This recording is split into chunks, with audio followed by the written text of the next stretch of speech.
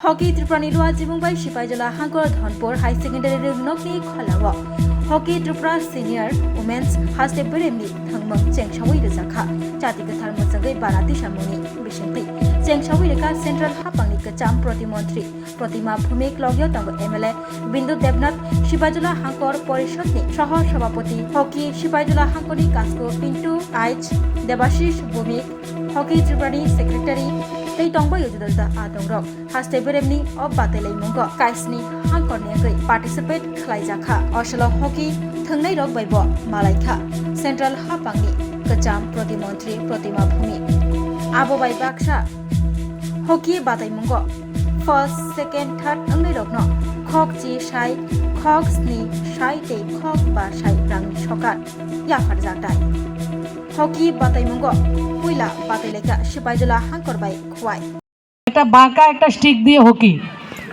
এই হকিটা আমাদের মেয়েরা খেলতে এসেছে। আমরা যখন পরাধীন ছিলাম, পরাধীন ভারতবর্ষে বিশ্বের দরবারে ভারতবর্ষের মুখকে উজ্জ্বল যারা করেছিলেন যে খেলাটা, সেই খেলাটা কিন্তু হকি। 1928 সাল হকি অলিম্পিকে আমরা কিন্তু স্বর্ণপদক অর্জন করি। মেজর ধ্যানচাঁদ যাকে হকির জাদুকর বলে এবং ভারত সরকার ওনার জন্মদিনকে 29 আগস্টকে স্পোর্টস ডে হিসাবে ঘোষণা করেছেন, মানে খেলার দিবস হিসাবে ঘোষণা করেছেন। ওনাকে হকির জাদুকর বলা হয়। 1928 সালে যখন আমরা হকি খেলেছে, আজকে থেকে প্রায় 100 বছর আগে, আমাদের দল একটা গোলও খায়নি। কিন্তু জানো কিনা তোমরা, আমাদের দলকে একটা গোলও হজম করতে হয়নি, আমরা গোল দিয়েছি এবং স্বর্ণপদক আমরা অর্জন করেছি 1928 সালে। এরপরে দ্বিতীয় অলিম্পিক হয়েছে 1932 সালে। সেই সময় আমাদের 1 থেকে 2টা গোল হজম করতে হয়েছে। সবচেয়ে আনন্দের বিষয় হচ্ছে সেই বছরও আমরা অলিম্পিকে গোল্ড মেডেল জয়লাভ করি। সেই বছর আমেরিকাকে প্রতি 3 মিনিট অন্তর আমাদের দল গোল করেছে। মোট 24টা গোল আমেরিকাকে করেছে আমাদের দল। আর আনন্দের বিষয়, আমেরিকা আমাদেরকে একটা গোল করেছে। যখন গোলটা হচ্ছে, সবচেয়ে মজার বিষয়, আমাদের গোলকিপার যে জায়গায় রয়েছে তার বাইরে গিয়ে মানুষকে অটোগ্রাফ দিচ্ছেন। যদি অটোগ্রাফ না দিতেন, রিচার্ড বোধহয় ওনার নাম ছিল। আমরা স্বর্ণপদক অর্জন করেছি। 34-এর পরে 1948 সালে আবার খেলা হয়েছে অলিম্পিক, কারণ মাঝে বিশ্বযুদ্ধ ছিল, দ্বিতীয় বিশ্বযুদ্ধ। স্বাধীন ভারতবর্ষ, বিধ্বস্ত ভারতবর্ষ, সেই ভারতবর্ষে এ চতুর্থবার 1948 সালে স্বাধীনতা দিবসের 3 দিন আগে বিশ্বের দরবারে ভারতবর্ষের তিরঙ্গা পতাকা যে পথ করে উড়েছিল, সেটা কিন্তু হকি খেলার মাধ্যমে বিশ্বের দরবারে আমাদের তিরঙ্গা যে রঞ্জিত, ত্রিবর্ণ রঞ্জিত পতাকাকে খেলার মাধ্যমে বিশ্বের দরবারে সমাদৃত হয়েছে, উত্তোলিত হয়েছে। সমস্ত ভারতবর্ষ একটা উৎসব উদযাপন করেছেন। সেই খেলাটা কিন্তু আমাদের এই হকি কিন্তু আমাদের জাতীয় খেলা।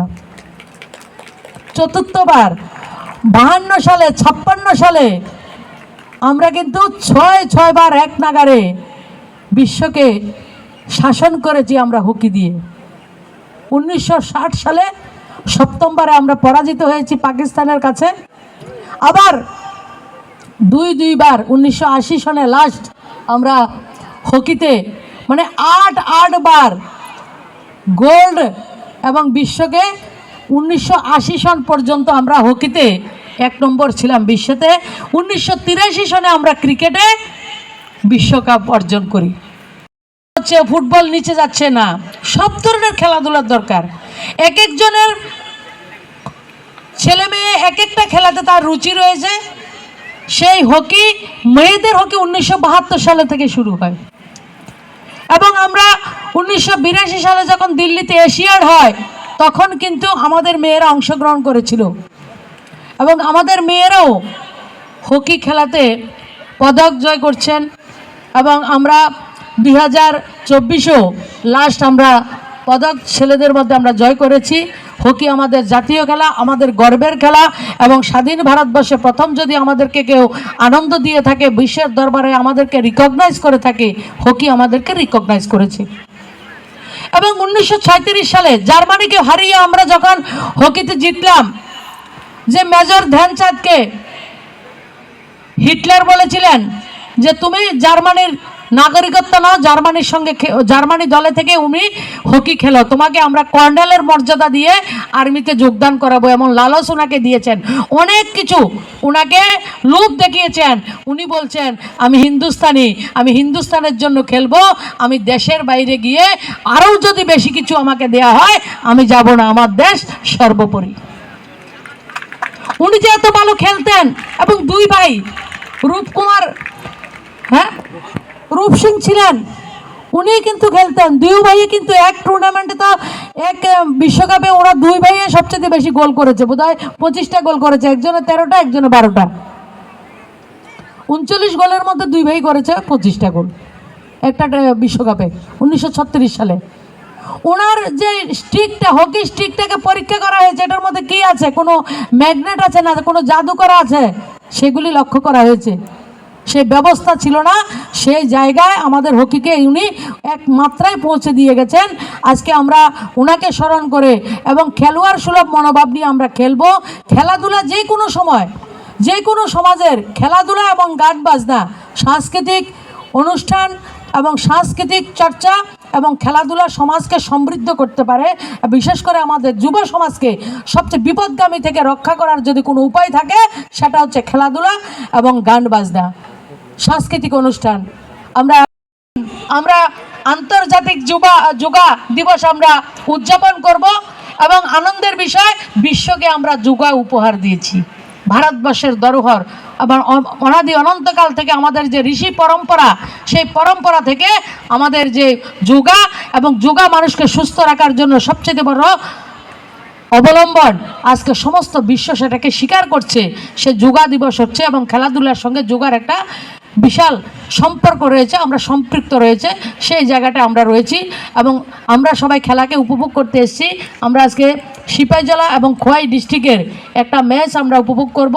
আমি পিন্টুদা বলেছে যে অনেকের সঙ্গে কথা বলেছি, এই টুর্নামেন্টকে অর্গানাইজ করার জন্য কেউ রাজি হচ্ছে না, কোথায় টুর্নামেন্ট করব। তাই বললাম এটা কি বলার কি আছে, আমরা ধনপুরে করব, কারণ আমাদের ধনপুরের মাঠ। আমরা ভারতবর্ষের যে ন্যাশনাল টিমের ফুটবল আন্ডার-17 আমরা ফুটবল টুর্নামেন্ট করেছি। বাইরের দল, পাঞ্জাবের দল, জম্মু কাশ্মীরের দল এই মাঠে খেলাধুলা করেছেন, এবং আমাদের এই অঞ্চলের মানুষ সবাইকে সহযোগিতা করেছেন।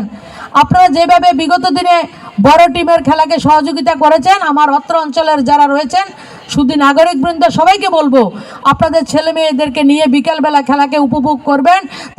আমাদের যে স্নেহের মেয়েরা এসছে, এই খেলার যে আত্মা হচ্ছে প্লেয়ার, তাদেরকে সবাই, আমাদের ছোট ছোট মেয়ে লাডলিরা রয়েছেন, তাদেরকে আপনারা উৎসাহিত করবেন। এবং তাদেরকে দেখে, আমাদের ধনপুরের প্লেয়ারও একজন আছে, এবং তাদেরকে দেখে আমাদের প্রজন্মের ছেলে মেয়েরা যাতে উৎসাহিত হয়, উদ্দীপিত হয়, সেটাই হবে আমাদের সার্থকতা। তো আরেকটা বিষয় হচ্ছে, আমি জিজ্ঞেস করেছি এখন যখন ফ্ল্যাগ হোস্টিং হচ্ছিল, আমাদের অফিসিয়াল মিহিরবাবুদের, ভৌমিকবাবুকে জিজ্ঞেস করেছি আপনাদের প্রাইজ মানি আছে? বলে না, আমরা তো প্রাইজ মানি দেই না।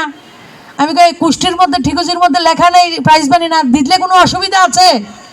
মানে আমার মেয়েরা খেলবে, তাদের প্রাইজ মানি পাবে না? বলে না, প্রাইজ মানি তো আমাদের দেওয়া হয় না। আমি দিলে কোনো অসুবিধা আছে কিনা? বলে না, দিলে কোনো অসুবিধা নেই। তাহলে আমরা ঘোষণা করছি, যারা প্রথম হবে তারা 10,000 টাকা পাবে, যারা দ্বিতীয় হবে তারা 7,000 টাকা পাবে, যারা তৃতীয় হবে তারা 5,000 টাকা পাবে। ঠিক আছে? সবাই নিজের বাড়িতে এসছো মনে করে খেলাধুলা করবে। আর যারা অভিভাবকরা এসছেন, আপনাদেরকে যদি অসুবিধা, আমাদের যারা রয়েছে ভলান্টিয়ার, তাদের সঙ্গে সম্পর্ক করবেন। আমরা প্রাণ ভরে চেষ্টা করব আপনাদের যাতে কোনো ধরনের অসুবিধা না হয়। বাড়ির মতো সুবিধা আমরা উপলব্ধ করাতে পারবো না, যতটুকু সম্ভব হয় আমাদের মন আছে, মন দিয়ে আপনাদেরকে আতিথেয়তা করব। ধনপুরের নাগরিকদের পক্ষ থেকে আপনাদেরকে শুভেচ্ছা, অভিনন্দন, এবং পিন্টুদাকে এবং ভৌমিক বাবু এবং আমাদের মিহির বাবু আপনাদেরকে অনেক অনেক কৃতজ্ঞতা এবং ধন্যবাদ জানাই। এত সুন্দর একটা মাঠের মধ্যে